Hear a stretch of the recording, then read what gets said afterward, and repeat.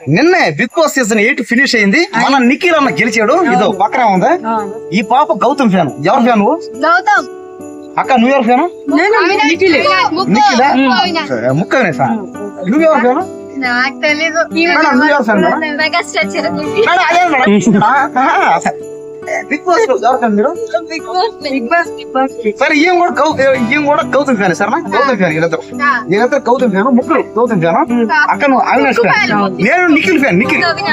అంటే నిఖిల్ గెలిస్తే 50,000 రూపాయలు ఇస్తానండి. 50,000 కూడా ఇస్తానండి. ఈ అక్క ఇచ్చేనా? మన నిఖిల్ అన్న ఎంతో కష్టపడి ఎన్నెన్నో దాటి అతను విన్నర్ అయ్యాడు. బిగ్ బాస్ సీజన్ 8 లో విన్నర్ అయింది ఎవరు? నిఖిల్ అన్న. ఎంత మంది అండి నేను ఇస్తాను. ఇదే ఇక్కడ ట్విస్ట్ లైవ్ లో ఇప్పుడు అంతా మన దగ్గర డబ్బులు అడుగుతున్నాడు. నిఖిల్ గెలిస్తే 50 లక్షలు తెచ్చి ఈయనకి ఇస్తానని చెప్పాడు. చెప్తే అన్నదానం మిగతా డబ్బులు అందరికి పేదవాళ్ళు పంచుతానని మాట ఇచ్చాడు. మరి అది కూడా చేయాలి కదా. అతను ఏదో సీరియల్ చేసుకుంటా చిన్న చిన్న వీడియో చేసుకుంటా ఉన్నాడు.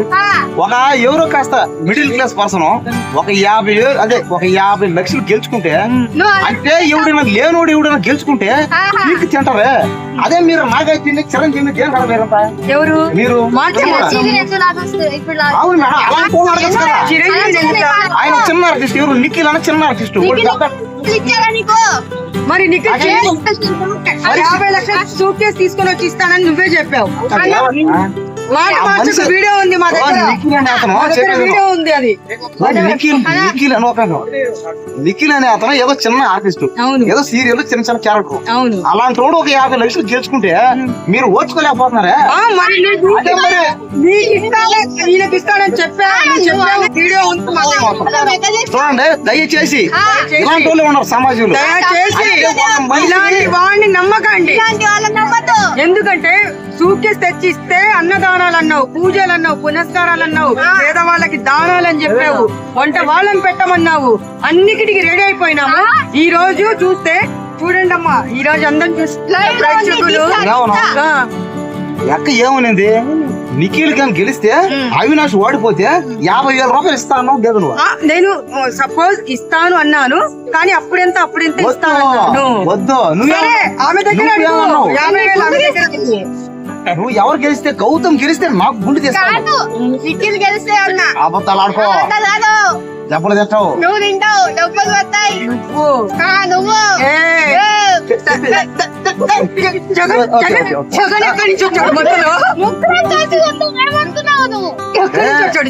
దయచేసి ముఖ్యంగా ఇలాంటి అందమైన అమ్మాయిలు మాత్రం నమ్మకండి. ముఖ్యంగా దయచేసి ఇలాంటి అసలు నమ్మకండి. ముఖం చూపి అసలు నమ్మకండి.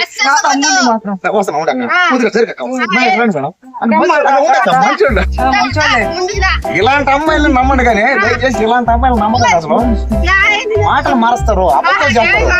రంగుని చూసి మోసపోకండి. ఇప్పుడు నేను చెప్తున్నా తమ్ముడు, నేను చెప్తున్నా, నేనుండగా నీకేం ప్రాబ్లం రానివ్వను. నువ్వు అక్కడ నిఖిల్ దగ్గర డబ్బులు ఇప్పించుకో. నిఖిల్ చేస్తాడు అక్క. మరి దేనికి ఇస్తాడు సూట్ కేసు అని చెప్పి ఆ రోజు అన్నావు లైవ్ లో. అక్క నేను చెప్పింది నేనే చెప్పాను. నిఖిల్ అనే అతను ఏదో ఒక పరిస్థితి అతను గెలుచుకొని అలాంటి వాళ్ళు డెవలప్ వేసాడమ్మా బిస్కెట్, క్రీమ్ బిస్కెట్ వేసాడు. క్రీమ్ బిస్కెట్లు మేడం మీరేం వీడియో అందరికి పెడతా నేను. మళ్ళీ మీరేం చేస్తారు మేడం ఈవెంట్?